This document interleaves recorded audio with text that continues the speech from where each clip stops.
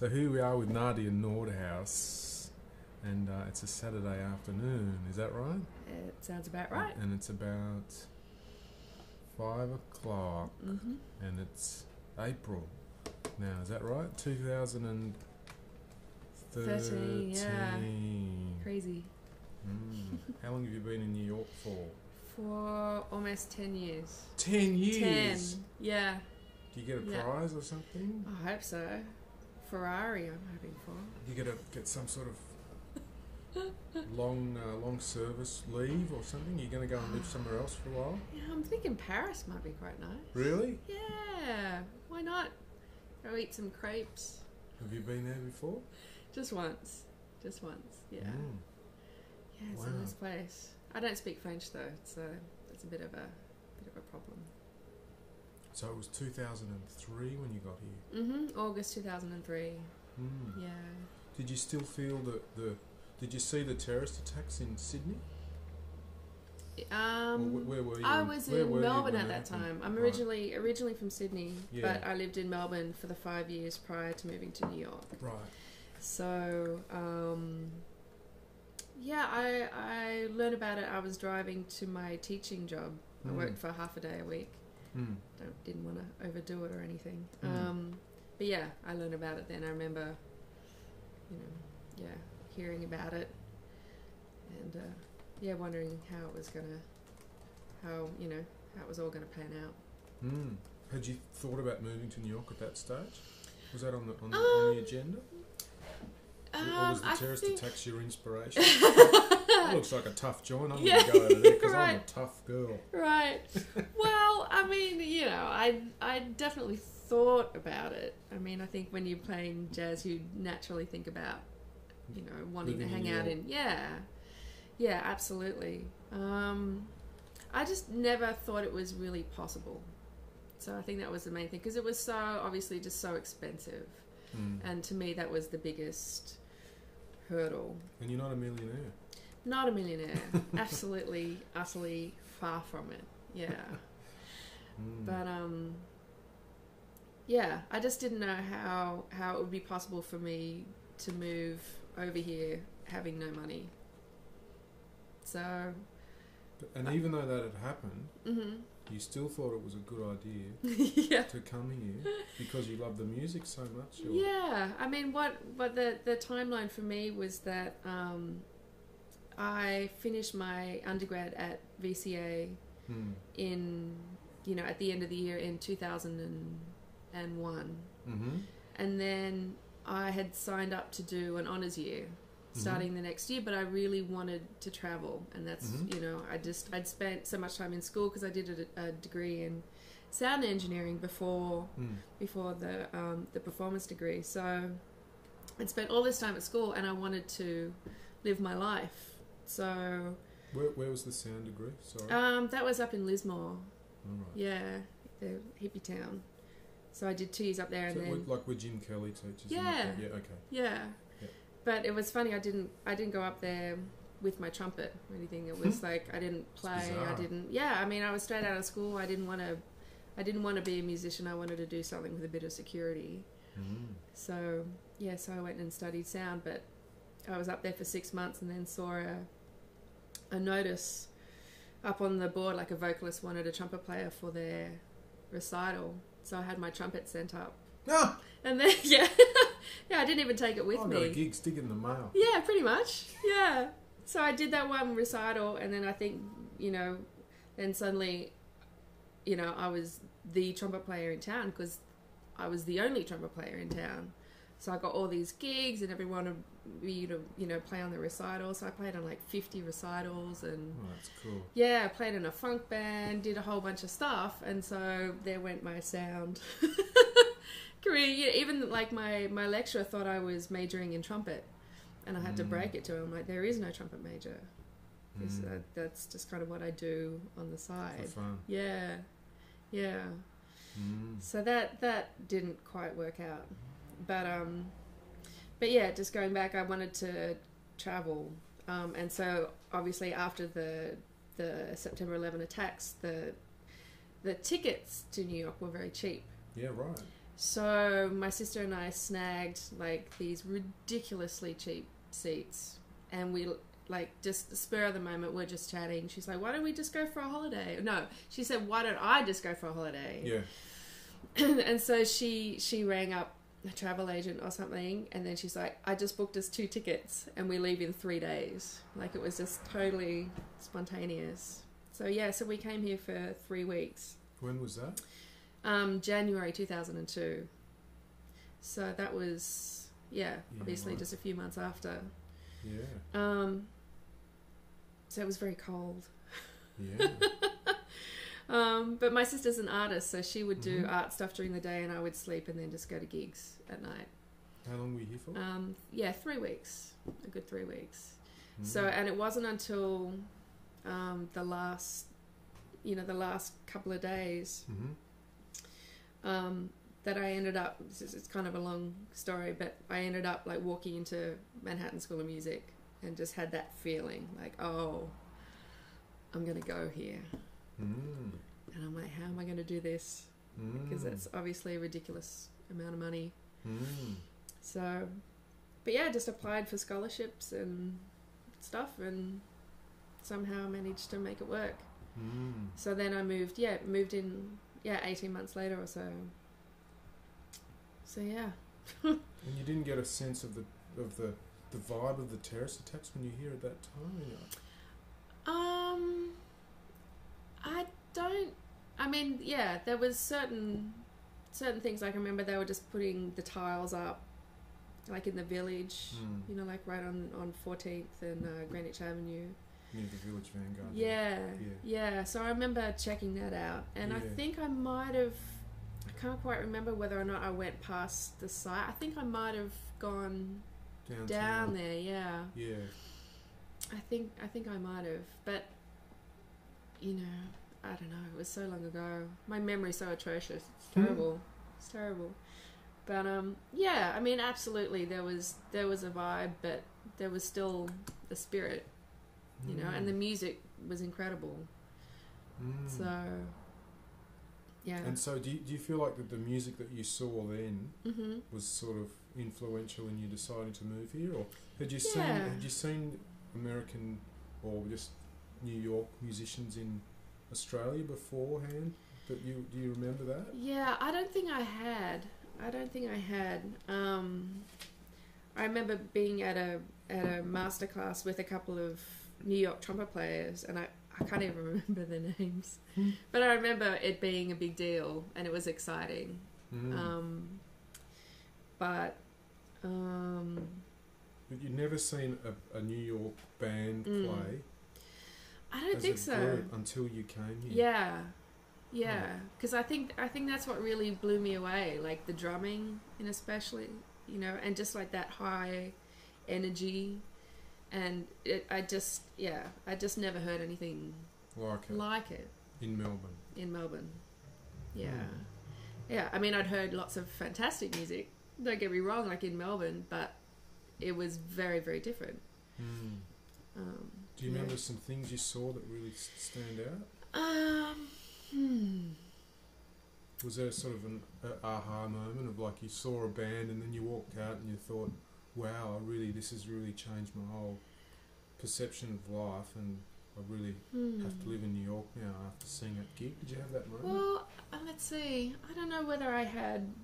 I had that moment when I saw Adam Nussbaum play the drums in Sydney in 1996. Yeah. I remember I didn't even stay the whole set. I just went home. Wow. Wow. Just okay. Blew your mind. Yeah, I was like, oh, okay, right. Yeah. Just went home. Yeah. Started thinking.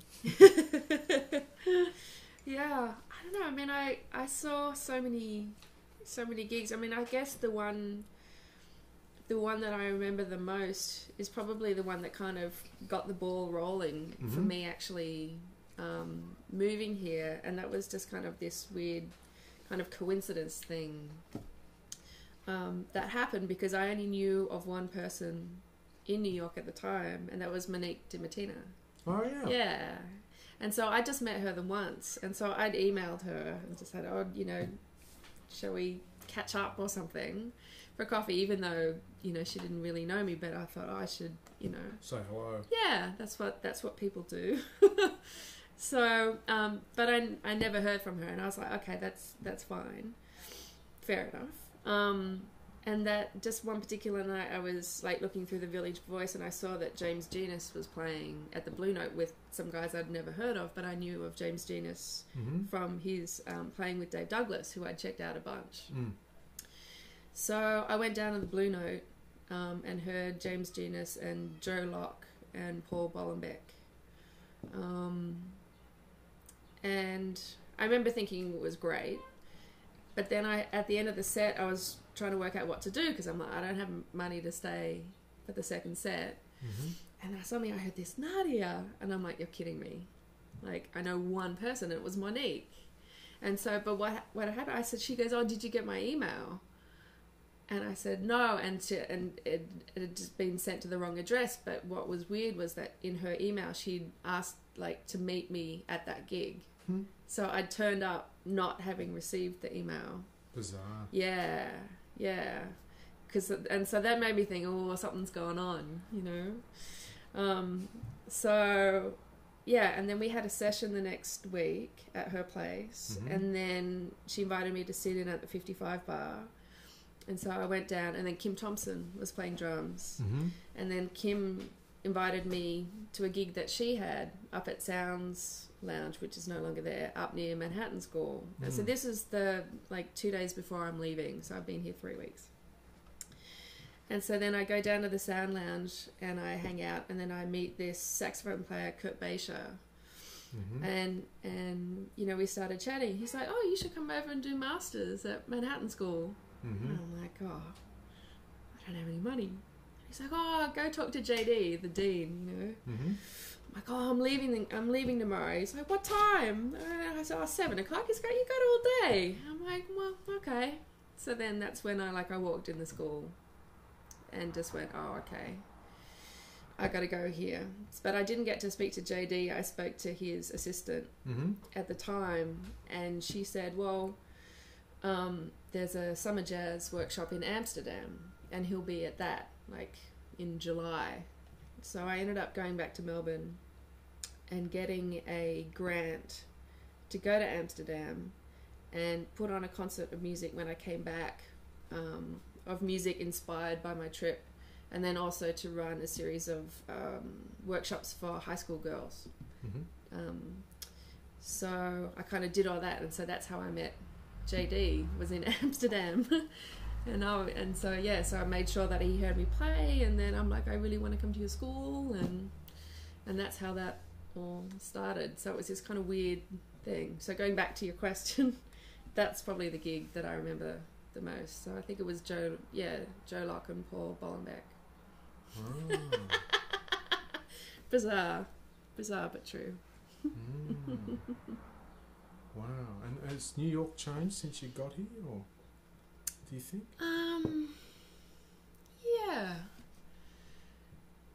Yeah, I don't know whether, well, let's see.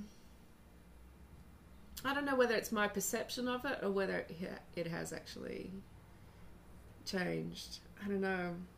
Like, I think at the beginning it seemed really, like, super exciting. You know, and obviously, I mean, I guess, yeah, it had only been a couple of years since 9/11.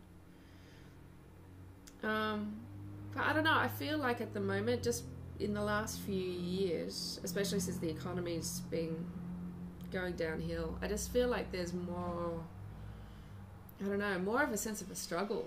Like, I feel like people aren't having as a good a time.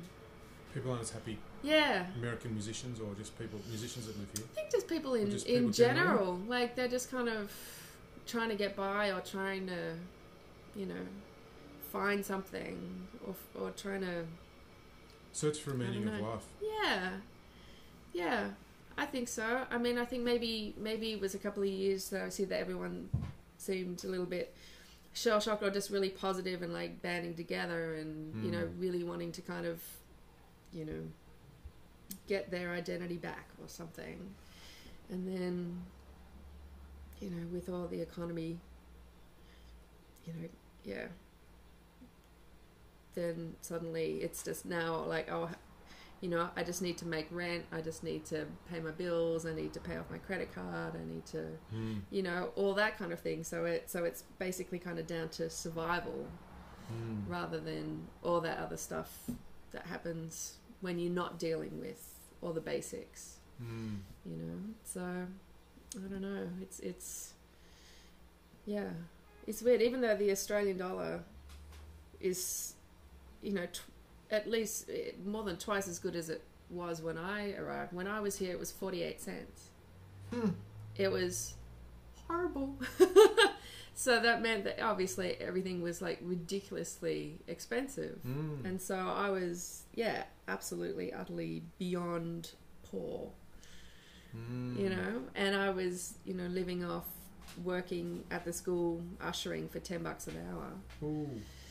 And I had to pay my rent, and I ate a lot of porridge, and I had a friend that would buy me lunch every day. That's cool. Yeah, and then I would work as an usher, and then they had a reception afterwards, and so they'd have reception food, so that was dinner.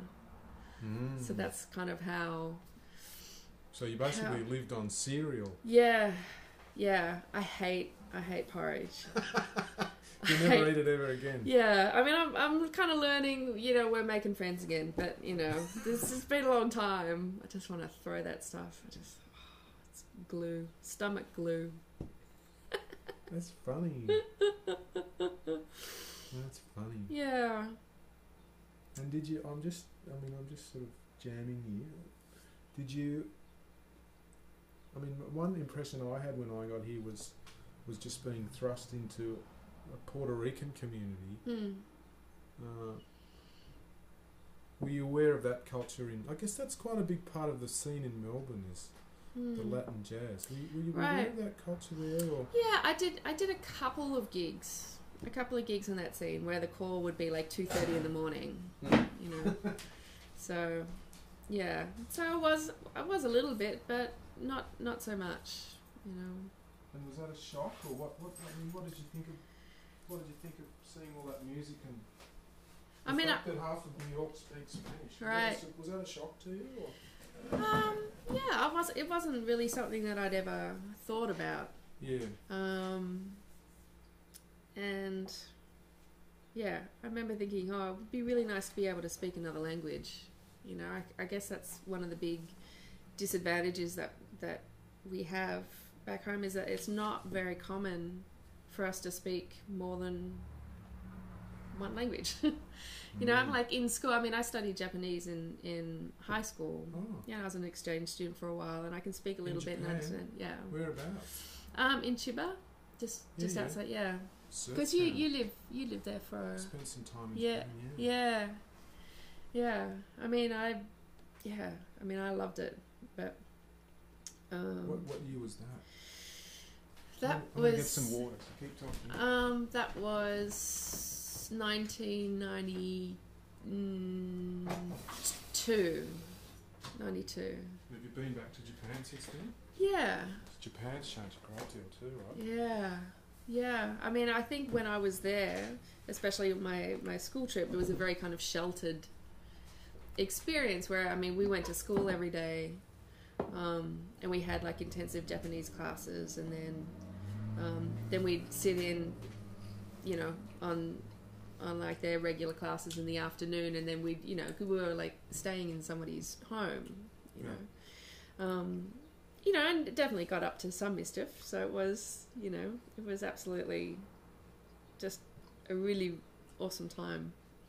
But yeah, I've been back a few times. I did a tour there for 3 weeks with Five Play, which is the small group version of Diva. So it was like a Nut Cohen and Tomoko Ono, Noriko Ueda, and Sherry Miracle. So the 5 of us kind of travelled around by bullet train and played some. Shinkansen. Yes.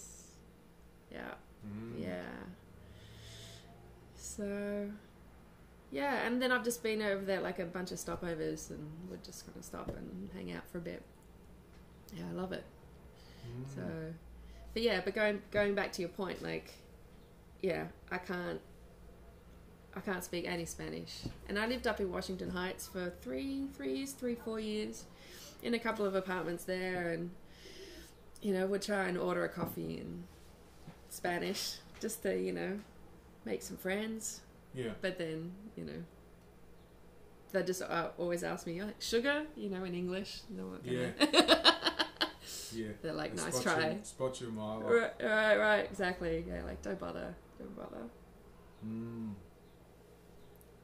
And what's your sense of the... How can I put this in a good question? I mean, in New York, there's that very strong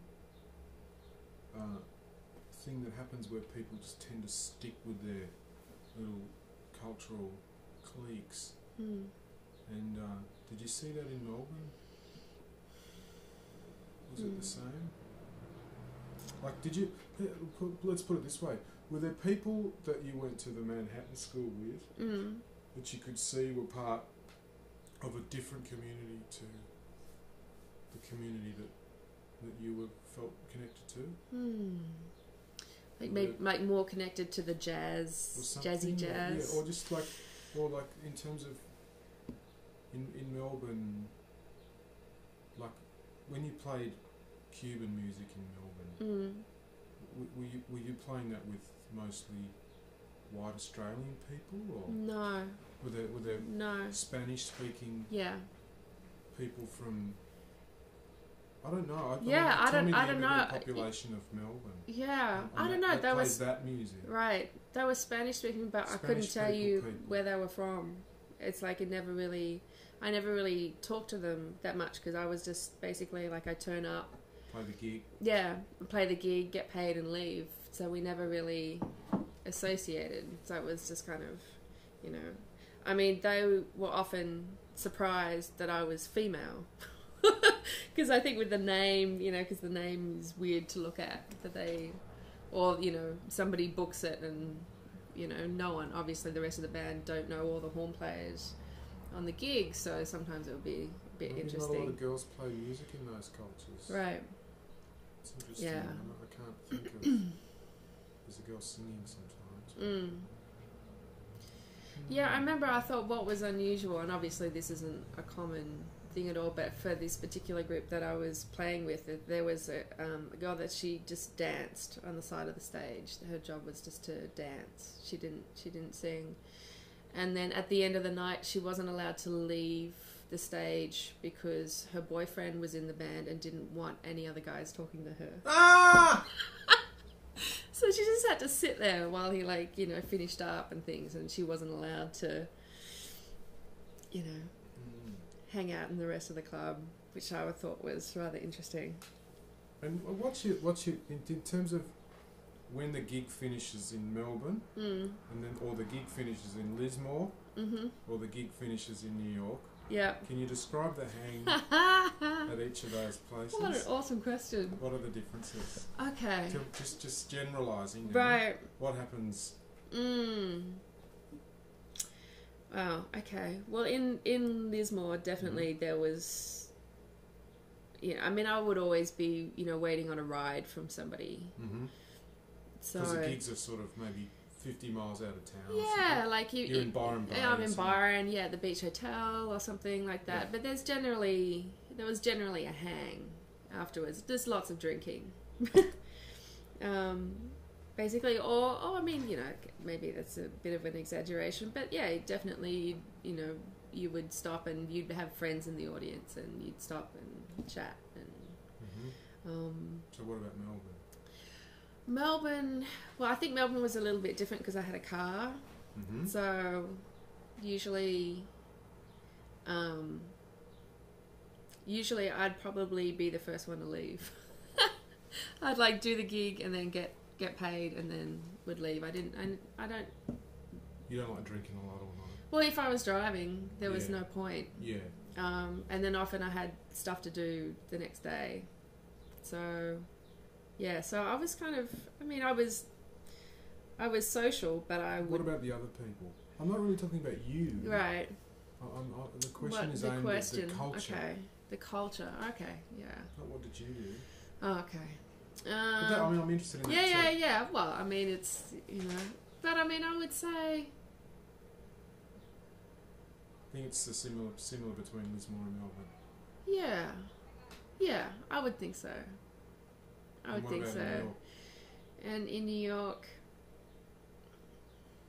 I guess it really depends on the gig, but generally there's, it depends on the people in the group, but I would say there's less of a hang. In New York? Yeah. I mean, sometimes a hang would be like a special occasion, or if you're gigging a lot with the same group, there'll just be a hang on one night, not every night. Yeah. Did you come straight to study at the Manhattan School? Mm-hmm. Yeah. So, I guess you didn't find it too hard to find friends, or you didn't feel too isolated. Not at all. The first year that you came here. Not at all. Yeah. Yeah. I think coming over here and studying was a really good move, because you have an immediate network. Yeah. Of friends and people to play with. Yeah. Yeah, sure. So that generally helped. And would you pay $100,000 for that privilege, though? No. Yeah. Absolutely not. Yeah. No. I don't think it's worth. If you fully paid for the masters, how much would that cost? Maybe 60,000. Would it be worth 60? No. No, I don't think it's worth going into so much debt that you're spending the rest of your life after school trying to pay that back. Yeah. Because, I notice a lot of people... What if your parents had $1 million? And let's say you had a student, and let's say some guy that plays the trumpet, and he lives in Manly, whatever, in Sydney. Yeah. And his dad's got unlimited cash. And then you'd say... I would say... You'd look the dad in the eye and say, give him 60 grand. What if Dad wasn't that rich? Maybe Dad could afford it. Dad was a plumber, so he could probably afford it, but it was going to be 60 grand out of his retirement or whatever. Oh, it's the saddest thing I've ever heard. Yeah. No, I mean, I think it's up to. It would be up to the student. And how talented that kid was. Absolutely, and how driven they were. How do you know though when they've just been in Australia and they're 18? And how would you know at that stage? I think you think you'd know. I think you'd have an inkling of whether or not they had, something special, and had the drive, or actually wanted to do it, or a sense of adventure, or just wanted to kind of do something different. But I think it would be up to the student to organise that for themselves. I don't think Dad should pay that money. They should work out a way of paying that money, whether or not it's a scholarship or grants. I mean, there's so many grants and things out there. I don't think it should be necessary for anyone. I don't know. I mean, maybe I could be completely wrong about this, but I think that there's ways of doing it so you don't have to pay everything. Yeah, sure. Yeah.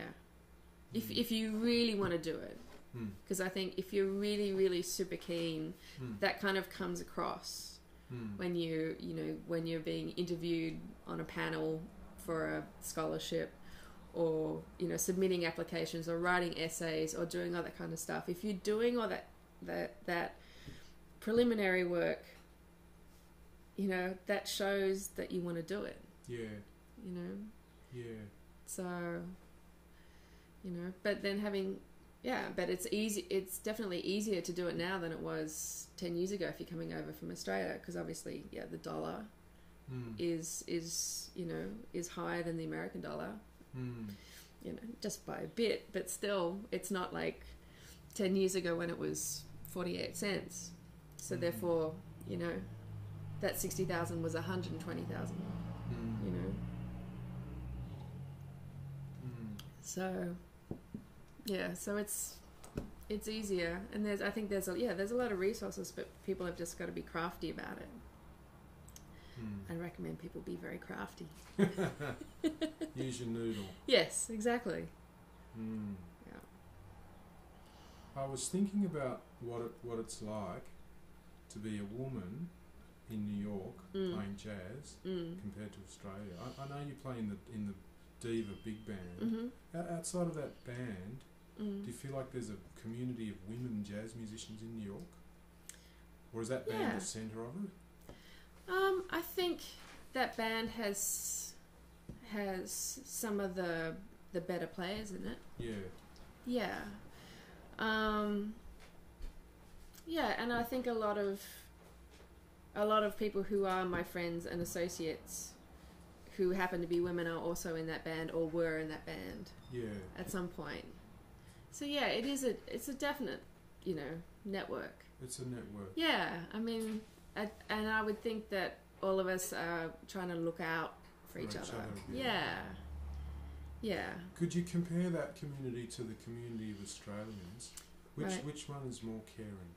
One more caring. Well, you don't have to answer that question. That's a bit of a difficult question, but it's an interesting question. Yeah, no, absolutely. I think the funny thing is that it's a bit sneaky of me.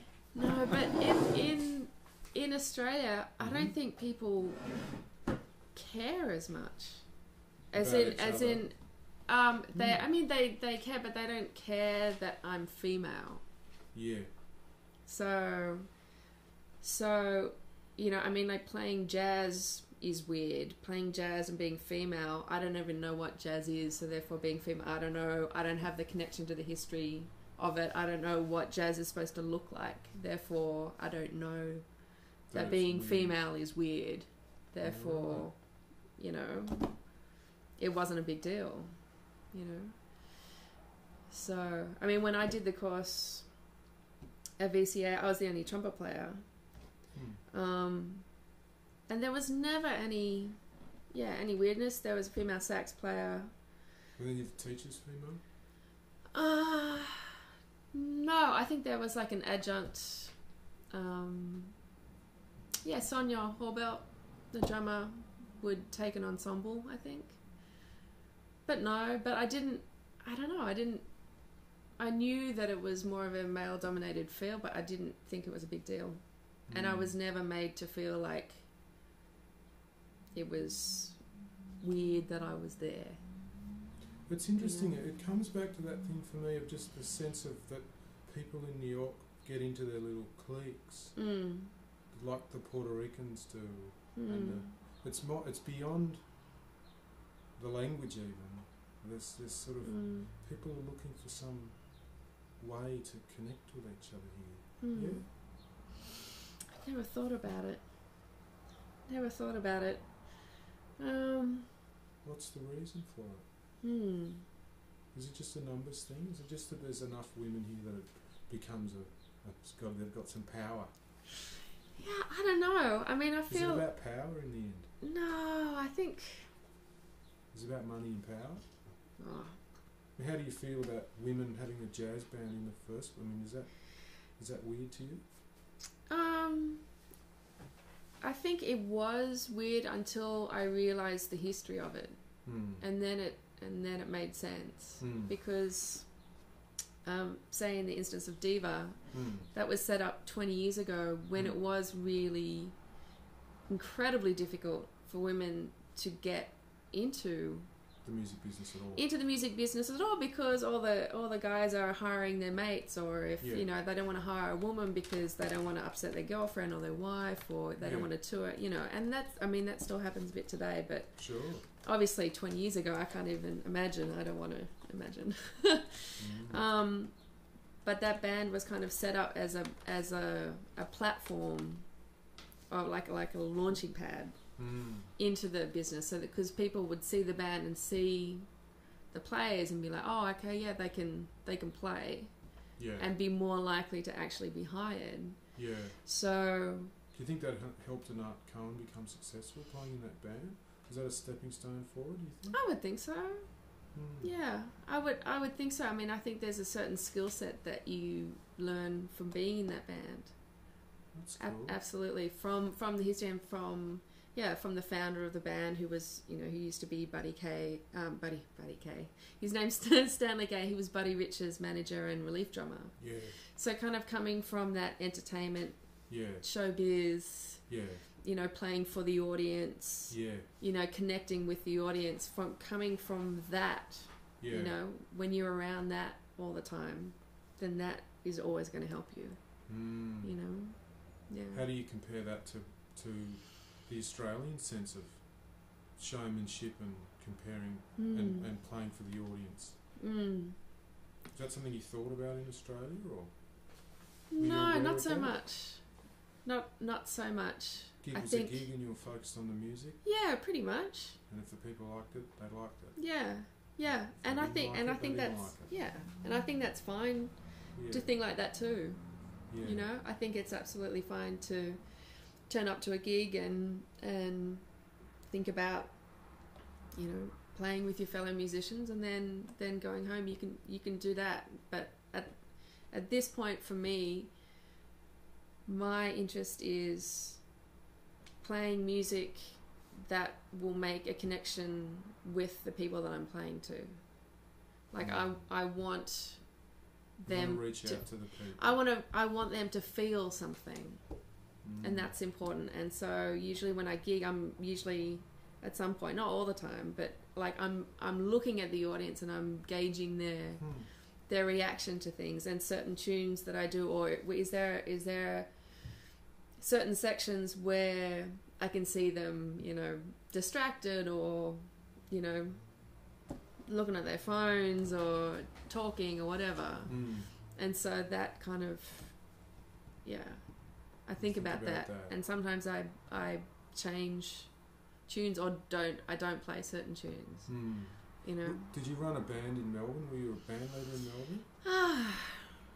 I had a gig. Well, I would play maybe once or twice a year, maybe with my own band. At Bennett's Lane, or? Yeah, Bennett's, and the Melbourne Jazz Co-op have the Tuesday and the Sunday nights at Bennett's. So yeah, usually I'd say once a year I would do that gig, and it was a great gig. I loved playing at that club. Were you writing music back then for it? Yeah. Was that the primary focus of those gigs, do you think? Playing your own music? Yeah, absolutely. Yeah, or playing music that I really loved. Yeah. So, some Pat Metheny or some Kenny Wheeler, or Have you seen Kenny Wheeler play the trumpet? I have. Yeah, I've heard him a couple of times. I went to a workshop that he did at the Blue Note. Oh, cool. Like, this is 2005, 6 maybe, something like that. So that was, I was too shy to get up and play. Well, I did talk to him. He asked if I was a singer. Did he? He did. That's funny. Yeah, bless his cotton socks. But no, I'm holding my trumpet. No. But it's cool. Is Kenny Wheeler? He can ask me anything. I won't take offense at anything. Yeah, and then just recently they had that big Kenny Wheeler thing at the Standard. Yeah. So I heard him there, and he sounded amazing. He sounded better that last time, but I heard him then, like 6, 7 years before. Yeah. Yeah, I haven't heard him for years. Yeah, and so awesome. we were talking about writing music. Did you when you moved to New York, did you feel like that your music changed, or your desire to write music changed, or did the sort of tunes you write change? Yeah, I mean, I think, well, definitely in the first 2 years, because I was at school, I felt like I had to write in a certain style in order to fulfill, the requirements. So you were writing tunes specifically for them, to get your masters? Yeah. Yeah, and that was built into the program. So you had to write a tune a week for, say, improv class, and use these certain chords and things. And then you also had to take into account who was playing it too. So yeah, I mean, I remember I was in a couple of small ensembles at the beginning, and I remember rocking up and bringing in one of my compositions that started off with like 4 fermatas, and then we start the tune, you know, and it was with a 3-piece horn section, and we spent 20 minutes just trying to get those fermatas, like, just everyone was really confused, like no one had, like, it was just the weirdest thing. And it was straight 8, so they're like, oh, so it's not swung. Like, it was just blowing their minds. I mean, these are like undergrad kids, but I was like, they're like, when do we stop? Like, how long do we play for? I'm like, I'll just cue it and then we'll stop. And so, I mean, yeah, it was astounding. And I remember just working, it was like, worked for about 10, 20 minutes on it, and then the teacher's like, okay, I think we should try something else, and just moved on. So I'm like, wow, okay, the stuff that I write here isn't what people can play. So okay, so I need to write swing tunes with all these, you know, chords with a bunch of extensions and stuff, and just music that I didn't hear and that I didn't really relate to. You know, so... Did you write dominant chords when you were in Australia? Yeah. Your tunes had dominant chords? Yeah, they had dominant, you know... Not with alterations? Not so much, you know.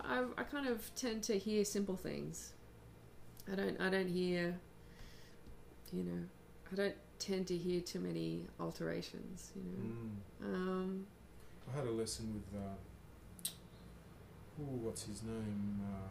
Dave Liebman. Yeah, he wasn't very happy with the amount of alterations in the harmony. It wasn't enough for him. That really got me thinking. It's not something I ever really considered. Right. But what about now? Have they sort of crept into the music now that you write now just for fun? Not really. So you still like your still just kind of went back. Yeah, I just kind of went back to what I did, but I mean, I'm sure that's, in a way I'm glad I did it, you know, because I think it's always good to try and broaden your aesthetic. Sure.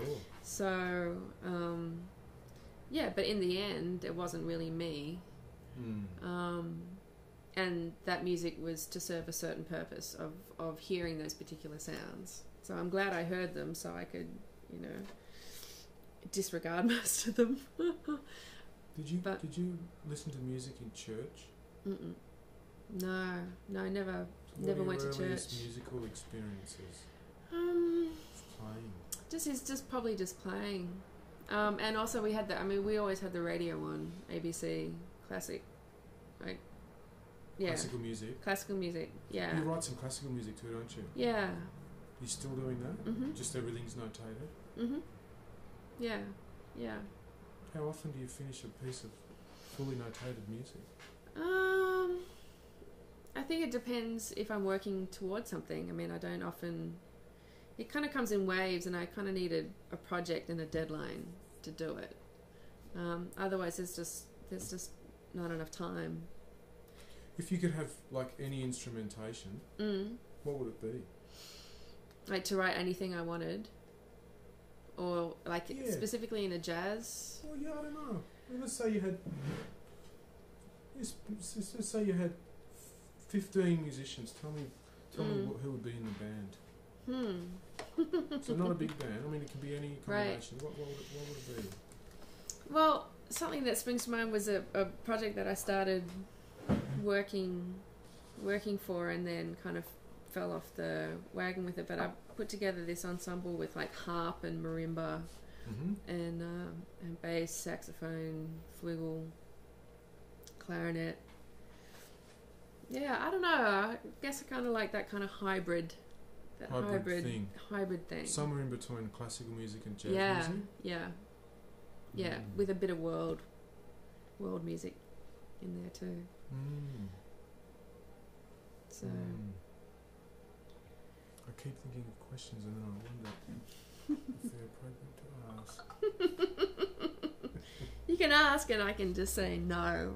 I'm not answering that. Well, tell me about dating people in New York.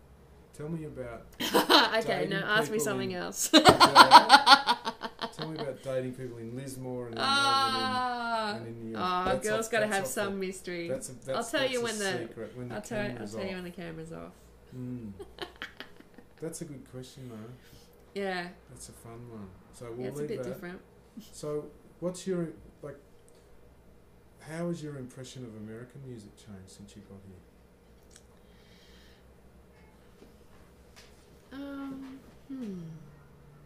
Has it changed? Not really. I don't think it's changed. And what has your impression of Australian music changed since you got here? I think...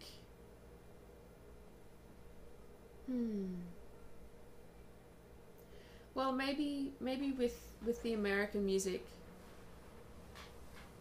I guess I'm hearing more of a variety than I used to. Mm-hmm. So, and maybe maybe it's just because I You're sort of a Miles Davis, Clifford Brown, Kenny Wheeler person at VCA. Was that sort of that was what I loved? Yeah. Freddie Hubbard. Yeah. But Woody Shaw. Yeah, he's quite something. No, I mean, I think with the music here, there's so much going on that you could check out some super straight ahead stuff, or like some of the weirdest stuff you've ever heard. You know, like a block away from each other, and I think there's still that going on, and so that's kind of the real luxury about being here, is that you can check out and learn so much at any given point if you have the energy. After kind of covering the basics, like, have I made enough money to pay for all my basic survival stuff?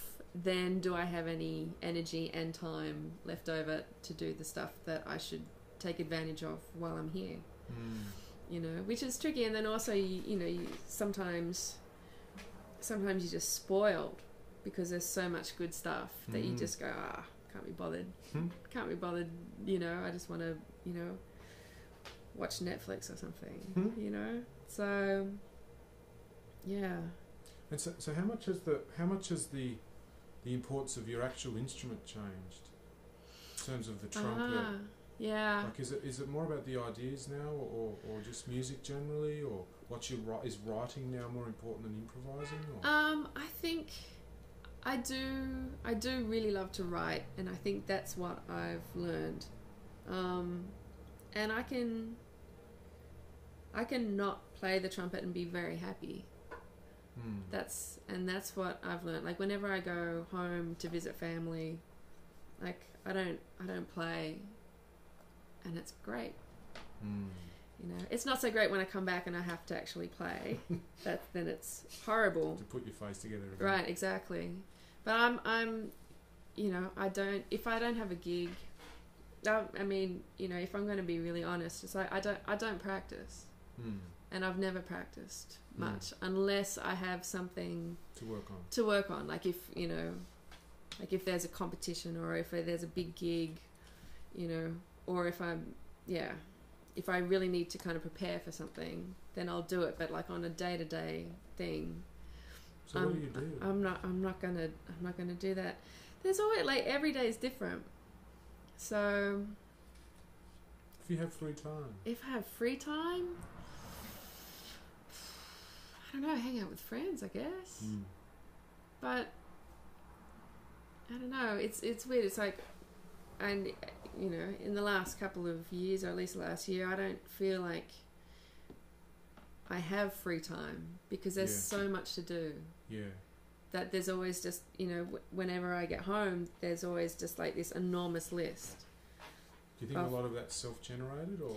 Yeah, absolutely. Because if I didn't do those things on the list, no one cares. Yeah. It doesn't affect anyone else. The only person that it affects is me. Yeah. So if I'm trying to make things happen, then I need to do these things on the list in a timely manner, and if I don't get to them soon, then that opportunity is going to be passed. Yeah. So that's the hardest thing, is that I know all these kind of time-sensitive things need to be done. And sometimes sometimes, very often, I mean, there's stuff that I don't actually want to do. Yeah. And so that makes it very difficult. And it makes practicing look good.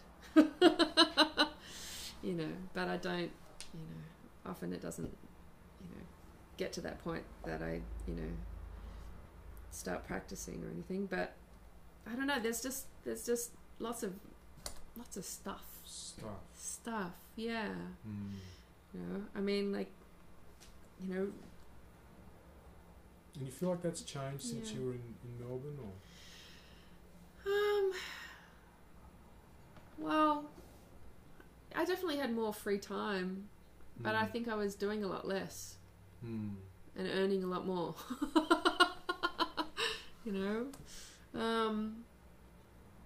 Yeah, I think I was also living in Melbourne at a really lovely time where it was super cheap and... Yeah, there was a little golden period there. There was a lot of gigs, and you could get your gigs paid $75 and a few beers, and rent was still really cheap, and everyone was just kind of partying and playing gigs every night, and little bars in you know, Fitzroy and St Kilda, and just kind of there was a lot of activity. Yeah, it was fabulous. But it's got expensive now, right? Like the rest of Australia. Yeah. Because there was a little period there where Sydney had already kind of started to get pretty expensive, although it's much more expensive now. Right. But it had kind of it's got to that point where it was just kind of becoming really hard to be a working musician and to live off that. But Melbourne still had this little bit of a glow about it that cats were still living the good life down there. Yeah. And so a few people moved to Melbourne at that time from Sydney even, because it was sort of a bit more, and there were more gigs and that's interesting. But you don't have a sense of New York changing in that regard in terms of the amount of gigs and. I think that it's less. You want some more water? Yeah. No, I'm cool? good. I'm good, thanks. Oh, a cup of tea would be nice. Yeah, okay. Yeah, I feel like maybe 7 or 8 years ago it was easier just to survive. In New York? Yeah. Because there were more gigs, or? There were more gigs, more tours, more everything. Huh. Yeah. What sort of little gigs were you doing when you first got to New York? Do you remember your first gig? Yep, it was at a gay bar in Chelsea with a drag queen. I was the only real woman in the place. I remember those apple martinis too. Briefly. What were you playing? What music? It was like cabaret stuff. Singing standards, kind of. Someone was.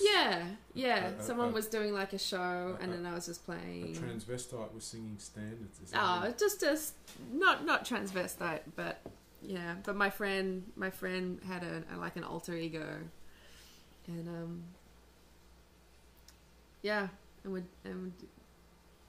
it was fun. It was super fun. But that was my first gig. A gay bar in Chelsea. That's great.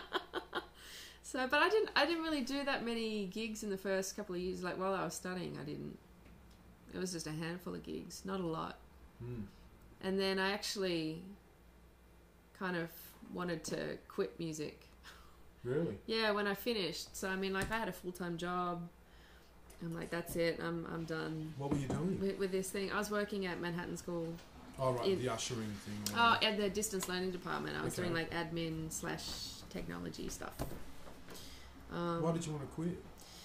I think I just felt like I didn't belong in the music business. Yeah, and I felt like because you weren't good enough, or because you're a girl, or you're Australian, or all of those things, and also just the type of music that I liked and that I wanted to play didn't belong here. Like I didn't like those extensions. Right, exactly. You know, I wasn't a bebop player. I can't play bebop. I mean, you know, I can bluff a bit better now, but at the time, atrocious. You know, just everything. I felt like everything was just super fast and super swingy, and you know, that wasn't really my thing. I wanted to play, you know, tunes from the ECM songbook. You know, so the album New High. Right. Yes. So, you know, yeah. So I was like, that's, you know what, I need a break. I'm sick of it. I'm burnt out. I've been trying to fit into this thing for a long time, and I don't feel like, you know, what I'm doing is up to scratch, and I know that I'm not going to do very well sounding the way I sound and trying to play the type of music that I'm trying to play. Did you think about going back to Melbourne then and becoming a musician in Melbourne again? Did that thought cross your mind? Yeah. And what happened when that thought crossed your mind? Yeah. How did you cross that off? On what grounds? I was involved with somebody. You had a boyfriend. Okay, we won't go there. So yeah, wait. So that I was like, I'll just stick around for a bit. See what happens with your relationship. Yeah. So. So you think if you'd been single, you might have just packed up and gone back to Australia at that point? I don't know whether, well, because that, you know, the student visa is 3 years, mm-hmm. or it was at the time. Mm-hmm. So I don't think I considered too much going back before that 3 years was up. Right. So this was in the third year. Masters took 2 years to finish? Yeah. And then you have the year. Yeah. Yeah. To do music related. And you still got a student visa. Stuff. Yeah. Yeah. And so you don't want to waste that opportunity having a visa and right. But so, you just had a job. But I had a job, yeah. And I would still do, like, I would play with Diva. When you had that job? Yeah. Yeah, a few times. I couldn't do everything because obviously I couldn't just kind of, you know, leave. But I could do stuff on the weekends or at night, you know. Yeah, and then at a certain point, I think it was like 9 months in, I was like, actually, I think I want to play music again. So I ended up quitting that job. And then Diva was really busy. Like, that was, yeah, it was super busy, always traveling and doing stuff. And I had a bunch of teaching work and yeah, so then suddenly I got busy, so there was no real reason to go home. And so every year since, there's, you know, I mean, it changes every year. Like, certain years there'll be more teaching. Like, at one point, you know, I was, you know, teaching 5 days a week. You know, and then, you know, and not writing and not really performing that much. And then, you know, now it's like I'm teaching a little bit, performing a lot, and also writing. So it changes every year. So. What do you eat when you're on the road? And how do you watch your tea?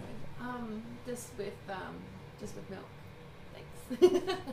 What do you eat when you're on the road in America? What do I eat? Yeah. Depends on what they give me. You get fed, do you? Sometimes. That's cool. Yeah. That's a nice gig. Yeah. How do you travel around on a bus or? Depends who with. But talking about Diva specifically, not so much. It's usually carpools. If we're not flying somewhere. Yeah. So what do you eat when you drive? Let's say you got a gig in Washington, right? Okay. What do you eat? We'd stop at one of those roadside places, and get like a sandwich and a coffee or something. Yeah. No, try not to, you know, eat too badly, because that just makes everything bad. Get worse. Yeah. It's hard. It's really hard. Yeah, and especially if you're staying in a place that there's nothing around you, and then you don't have any transport and there's nothing to eat. Yeah. So that's tricky. But I think I've been around people that are so super prepared with that kind of thing. that now it's like, okay, you know, you pack stuff. And like, you know, I know people with kind of dietary stuff, so they've always got like, you know, coolers of stuff with them. They travel, you know, with food, or just, you know, people on, you know, on health kicks or whatever. So yeah, generally, you know, I'll pack a few snacks or something, you know, but generally, like, yeah, if you just kind of look ahead to where you've been, or at least now you can see, you know, where the gig is, or, you know, what's around the gig, you know. Yeah, but generally we'd get dinner. Yeah, with at the gig, maybe. Yeah, at the gig. Yeah, and then, you know, we'd go out, you know, for a hang afterwards or something. Like that. You know, and then maybe there would be a free breakfast at the hotel, so you really just got to worry about lunch, and that's pretty easy. Yeah. You know, so it's not too much of an issue. Were there any other times when you felt like giving up? Giving up music? Yeah. Or giving up New York? Or whatever. Did you sort of, Did you think about leaving? Yeah. But not enough to actually do it. You know, I mean, I feel like I haven't really started yet, even though it's been 10 years. And it, like, you know, if I list stuff that I've done, you know, on a resume, you can make it look really impressive. But for me, you know, I feel like I haven't quite, like, I'm just beginning to, you know, do the things that I want to do. So it doesn't really make sense to leave right now. Do you think you need goals in life to be happy? Yes. Absolutely. Did you have goals when you got to New York? Did you know what you wanted to achieve, or thank you. Other than getting a master's degree? I think I always had the goal of putting out an album. I didn't think it would take this long. Why did it take so long? Because I am fussy. And so I finished... Yeah, I mean, I recorded an EP in 2005. Oh, right. I didn't know that. Yeah, I didn't release it. I just recorded it, and I listened to it, and I thought, no. Were you happy with your playing or your writing? Or? No, my playing in particular. I'm like, I can't put my name on that. So I'm not ready, and I'll wait. I remember reading Jeff Buckley, you know, the singer. Yeah. Years ago, like, he said, he waited until he was ready to put out his album, and he put out Grace when he was 27 or something. Yeah. So 27 was late for a song. Yeah. You just called him up, did you? No. Jeff. I read it somewhere. Oh, you read it? I read it somewhere. I wish I called him up. Hey, Jeff. But, yeah. I wanted to ask you about Grace. Did you feel like you were ready at the time? I've got this EP, jazz EP. I played the trumpet. And so how do you feel about your record now? You feel good about it? I'm very proud of it. Oh, that's cool. Yeah. You're proud of your own playing. Yeah, I mean, at the time, my trumpet was actually broken. Oh. Yeah, and I didn't know. I thought I was just getting worse. I had that experience when I did flute as a second study. Oh. And I failed the exam the first time, and they made me do it again. And then I did another semester of flute. And then I was waiting to go in, and Richard McGrath handed me his flute. I was like, oh, it's easy. I can play all the low notes and... Oh my God. That was funny. God. And then I was doing the exam, and Roger Frampton was accompanying me. Oh, yeah. And I started playing My Romance really slowly. Do, do, do, do, you know, all in the key of C. And then so Roger started playing like Mozart. You know? That was so funny. Anyway, that's my story for the day. Yeah, classic. Oh my goodness. Anyway, so your trumpet was broken.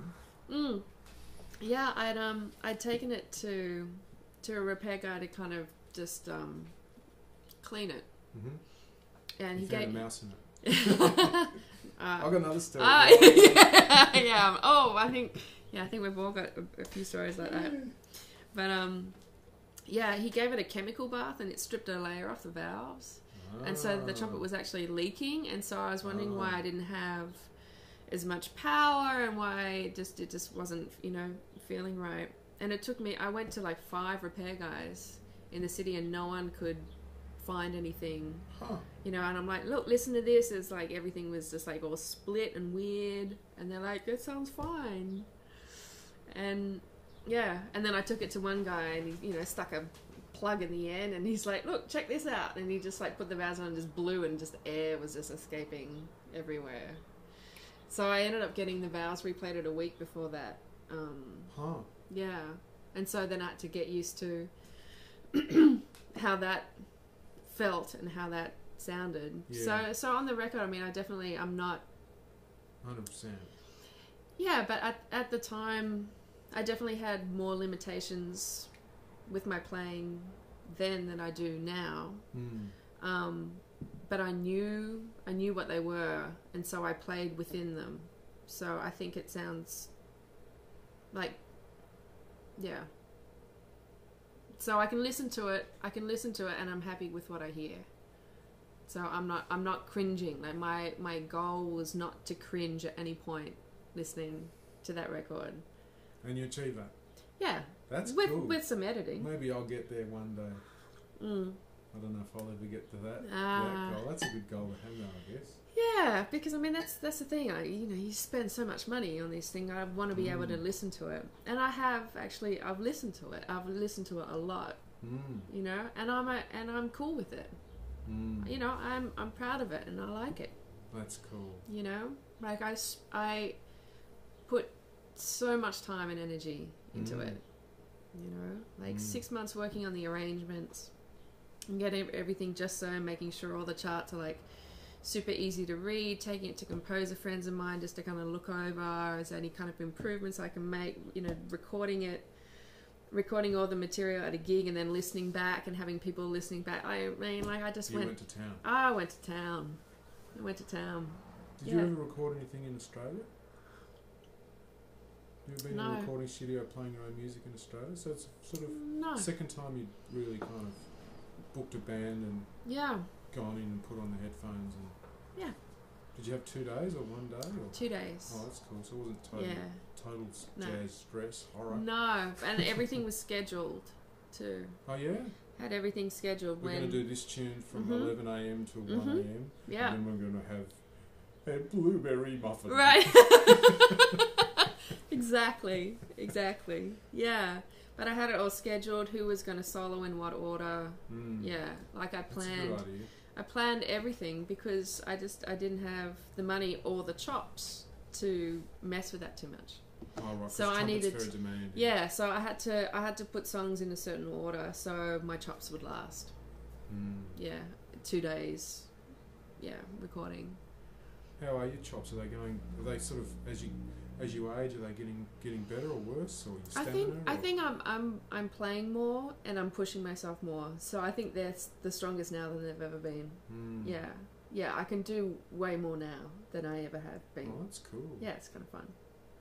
I know a few people that were sort of trumpet wizards when they were kids, and then that's lost that sort of thing. And I have seen a few really old people playing the trumpet not so good anymore.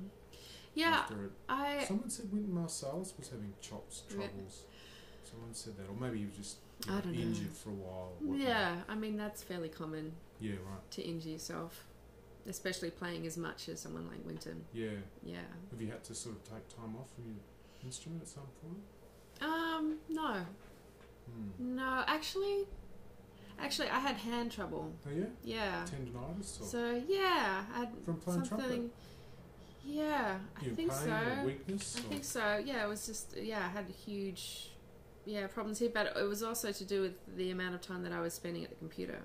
Oh yeah. So I had to kind of completely redo all that, and then just kind of learn to hold my hand a different way. And that fixed it. Yeah, oh, and time off, and then I can also play left-handed. So. Can you? Yeah. Good to know. So, and that's good. That's really good practice, actually. If you practice left-handed, then it does something. There's some right brain thing. So then when you go to play right-handed, then it's way faster. It's a little hint. That's got to be crafty. Yeah. So your goals changed a little bit coming after what did you feel like that the experience of being here changed what your musical goals were, or? I mean, I think I had like my goals after school. I mean, like, yeah, when I was in Australia, my goal was to do masters, and that was pretty much it. Like, go to New York and do New York stuff, and that was it. And then after that, my goal was to travel the world and stay in nice hotels and eat good food. That's a good goal to have. It was really good. I've still got that one. Yeah. I don't think that'll ever go away. Yeah. Do you ever achieve it though? I mean, one's not enough. No. One trip to Paris isn't enough. Right. Yeah. You need another one. Yeah. So that was my goal. And I definitely achieved that. Yeah. That's cool. Yeah, that was good. Yeah. Champagne in the lobby, caviar. Yeah, like just stupid things like that. Not all the time, obviously. But just like crazy things like that would happen. You'd be like, oh yeah, I'm living the dream. I'm doing like, ticking off, the things on the list.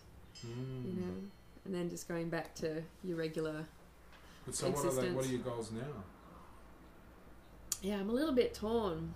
I mean, I want to keep playing with the best players that I can, and just do more stuff that kind of pushes me. Otherwise, I'll be lazy and complacent. So yeah, just kind of do more stuff, good stuff. Yeah, maybe in the next few years do another record, but I don't. Yeah, I'm still plotting and planning that. Write more, learn more, learn more sounds that I like. And use those sounds. Yeah, and just be a better player. Like keep pushing myself, and yeah, don't use too many excuses. Do you see yourself making a record with Australian musicians at some point? Like all Australian? Yeah. I mean, there's a bunch of amazing musicians to choose from. That wouldn't be an issue, but the issue I think would be that certain people whose sound and style that I really like, aren't necessarily Australian. Yeah. So then would it be just recording with them because they're Australian? Yeah. And that, that makes as much sense as having, all blue-eyed band or something. Yeah. Yeah. And so do you see yourself going and living there again in Australia? Whenever I visit, I'm always like, you want to stay? Oh, what am I doing? Yeah, I mean, I was just there last month, and March is a beautiful time to be in Sydney. Yeah, I hadn't been for like 10 years. Yeah, and it was just gorgeous. It's really, really lovely. So yeah, it's tough. I mean, it's obviously a really long way away, and my whole family lives there. And I have, I've got a niece, and my family's getting older, and it's tough being away. Yeah. So yeah, I do think about it, but I'm busy. Yeah. What do they think about you being here? They want me to come back. Like, I'm part of their family. They want family around. Yeah.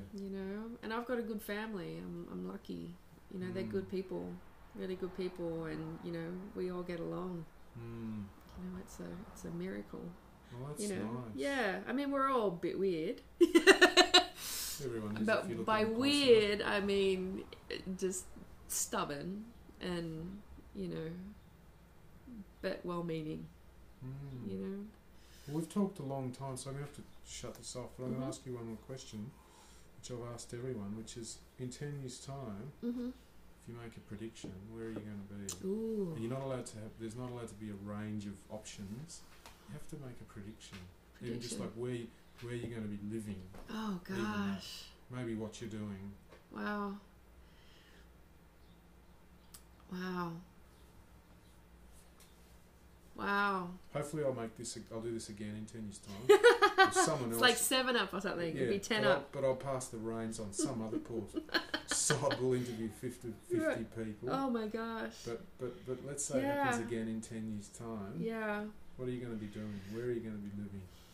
I hope to be living, this is a bit of a offence, but I hope to be living between a couple of countries a bit more effectively. So if I can live here for 9 months of the year and back home 3 months of the year. That'd be ideal.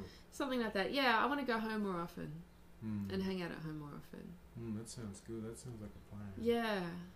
So if I can make that happen, because that's the thing. There are so many great things about both countries and about both scenes. You know, I mean, back home is so supportive.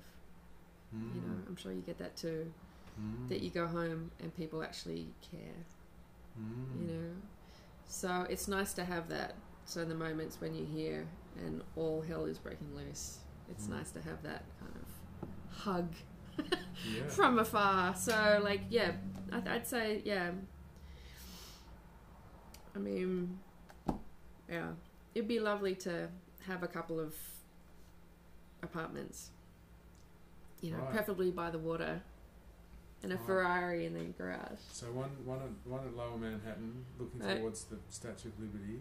Okay, yeah, I was thinking more Upper West Side, but or Brooklyn, somewhere totally funky in Brooklyn. Yeah, with a nice view. Yeah, and then and another one in Sydney. Yeah. Are they Sydney or Melbourne? Yeah, you're not sure. Yeah, well, I've got some great friends in Melbourne, and they have a spare room. Yeah, they renovated their house. They're like, we built you a room. Come stay. Yeah, that's nice. I've got good friends. Yeah. All right, well, I'll let you go. All right. So thanks for doing this. Much. Yeah, it's good fun. Lots of fun. And adios.